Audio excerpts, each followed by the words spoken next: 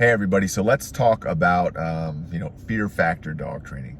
I keep seeing things around all the time for fear-free dog training. And when I think about fear-free dog training and somebody spinning a narrative that that's what they practice, I assume that what any respectable trainer is going to provide training that doesn't include fear. I didn't know that it was a system or a style, so I went looking into it. And like most trends, gimmicks, it's built to prey on an owner's emotions, to put a narrative in place where, instead of helping you understand, dogs and what they are and what best benefits them, they're trying to prey on people's emotions and tie into, anthropomorphism, which is associating human traits with animals. So any credible trainer out there who's doing things right is not doing any type of training to induce fear. So there is a difference between fear and accountability. A dog that understands what's okay and how to be rewarded versus making a wrong choice and being held accountable for that behavior. Dogs are shaped like people are, through adversive experiences. It's okay. Like I've talked about in other videos before, they're very, they're very, I don't say rugged, but they are resilient creatures. So, they can overcome a lot, and by no means are we trying to put so much adversity on them, that we're trying to break them by any means, but we are trying to shape a dog that is resilient, and it is true to nature as far as what it is. So I found this article, and it's fearfreepets.com, and the title of it is, "Do Training Methods Matter? The Wrong One Can Cost Dogs Their Lives." So right there, they're trying to come at you. And if we do it this way, great. And if we don't, then it's your dog's life at stake. And it's just irresponsible. So this individual, I'm not going to say his name, he says, "Few people want to purposely hurt their dog, but far too many opt for aversive dog training methods, allowing or even seeking out trainers who use electronic collars, prong collars, choke collars, or throw rolled up beach towels at dogs in a technique called bonking." Now, the bonking, I think, is silly. I've seen plenty of methods before with trainers where they try to do something that kind of shocks the dog, not electric wise, but just kind of surprises the dog in order to change behavior. And short term wise, I've seen it effective. But in the long run, the dogs that are, your tougher cases quickly snap out of that and go right back to the behavior. So as far as, using electronic collars, prong collars, choke collars, so right there we get they're jumping into if we use equipment, then we're, you're bad. If you use equipment that you don't love your dog, you use these tools and you don't. So make no mistake, these training methods and tools do often work, forcing dogs to submit because they realize they have no choice. That's completely false and incorrect. Dogs absolutely have a choice, no different than anything else or anybody else. They have a choice to do the right behavior that they've been taught or do the wrong behavior and be held accountable, right? So the world is shaping, like I talked about before, the world is shaping, us, dogs, animals, nature through aversive experiences, and then to deny or rob a dog of that just because, how you want to train a dog, how you want to train a dog versus what works best for dogs is irresponsible. And once again, you are preying on people's emotions. And the submission, at least if they want to. However, one day it's inevitable that, forcing dogs to submit because they realize they have no choice, at least if they don't want to feel pain. Okay, well, when we talk about emergency situations, like let's say off-leash recall, if it's my dog's life on the line and I have to stimulate the dog at a level that's going to get it to return to me, as that insurance clause, that liability, then I'm gonna do it. We have to. The safety goes over that, right? So, however, one day it's inevitable the dog will be so overcome with terror that fighting back is the only option. Writing things like this is just completely reckless. The dog will be so overcome with terror that fighting back is the only option. Really?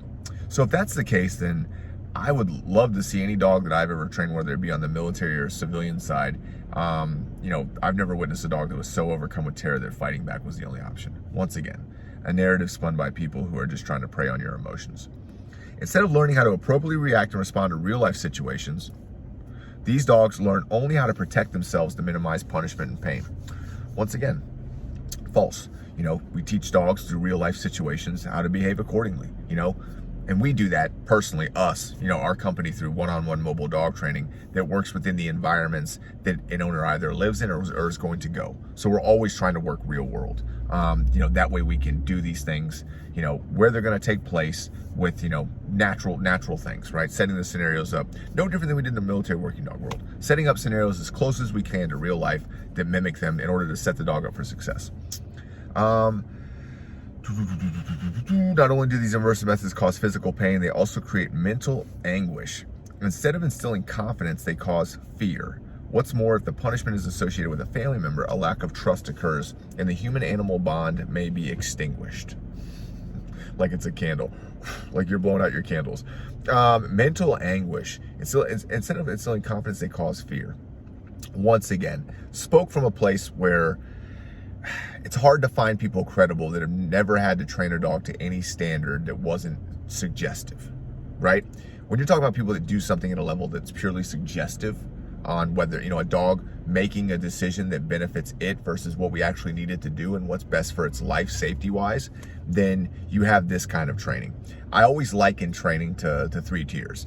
You have hobbyists, you have, who are really just doing it because it's their hobby. They like to spend time doing it. You have professionals who are doing it for money. And then you have people that have trusted their life with a dog, right? Myself, I have trusted my life a lot of times with a dog, depended on a dog that I trained.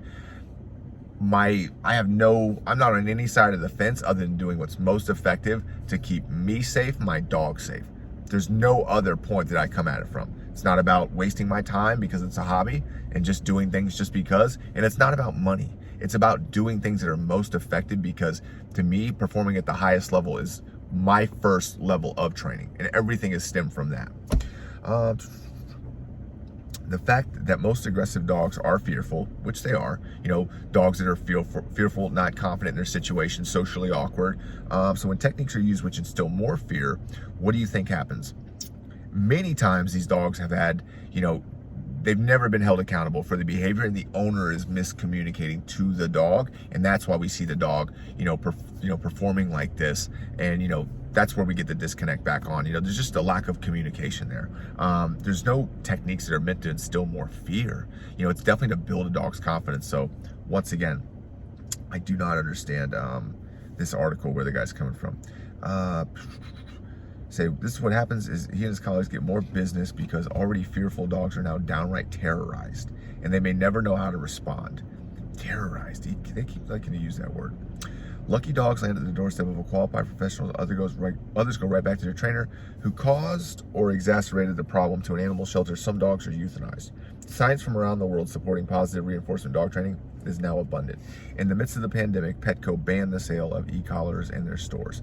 So positive reinforcement training, all positive reinforcement training, really benefits the dog training industry as a profession, as a moneymaker, in the pet stores and the vets, because at a dog trainer level, when you start to remove tools that best help solve problems, then absolutely, you're handicapping the dog trainer, which some of the trainers are fine with because they don't have any intention to actually come in there and solve issues to begin with, right? Or on any timetable. So they're fine with coming and using your time to be paid forever.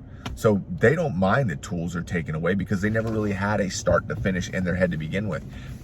My background was always, look, we have a dog, we need to get it trained, we have a mission that we have to do, and we have this time period to do it. So like any other job, there's a timeline. I mean, who wants to deal with aggressive or fearful reactive behavior longer than they have to? Nobody. So why would we sit there and just kind of shuffle our feet? So when we talk about these things, when you handicap dog trainers as far as what they can do and the tools that they can use to best serve you, then it's just more money invested into training, and then training that just can't be top tier. Then we go right to the pet stores. You're having to lure more, you're having to reward more, you're having to negotiate for behavior because now you've been taking away the tools to hold a dog accountable, right? And that goes right into the veterinary field where vets stay open because dogs have health problems. Dogs that are obese, dogs that, this all works hand in hand. So there's a bigger system in place. Granted, what's funny about this all is that at no time are they taking, these kinds of tools away from police and military, like, law enforcement, or, and how come you think that is?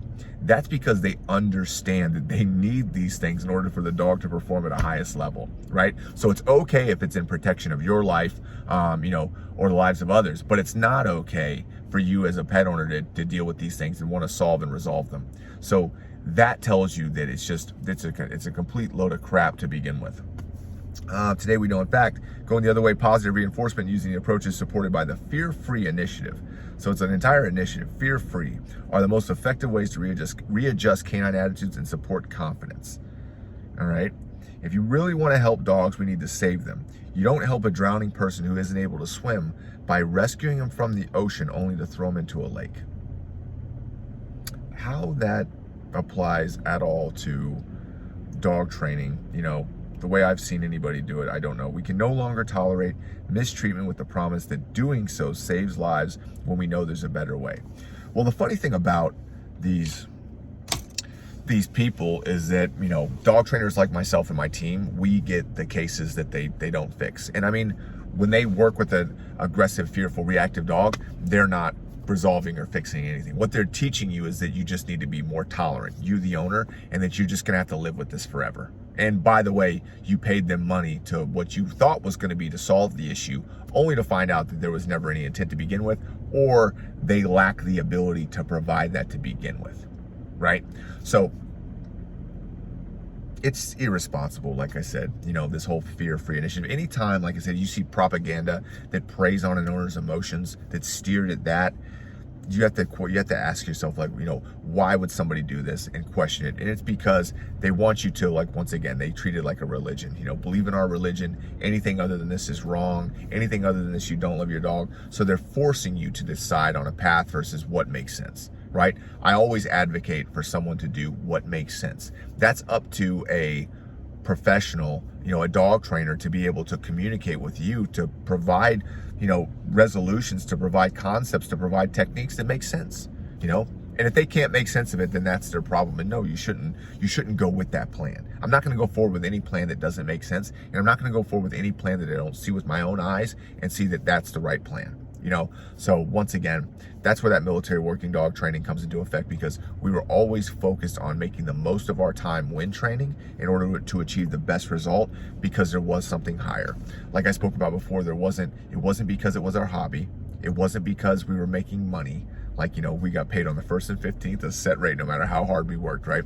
It was because we had to trust a dog with our lives. Therefore, we had to choose the best, most effective way. How would it have benefited me to have a shit relationship with my dog, and have a relationship where my dog fears me, when I'm trusting that dog with my life? And it simply doesn't make sense. And that's why you won't see any of these people actually, fix dogs, resolve cases. They'll just teach you how to manage and become tolerant of it, and tell you that's what you have to do if you love your dog. And they're never people that could have operated within the canine industry or ever got a dog to any credible level to do anything. So fear-free initiative is a load of what. So, but at the end of the day, do what makes sense for you. Do what makes sense. Do what's best for your dog at the end of the day. Always do what's best. If it makes sense, do it. If it's what's best for your dog, do it.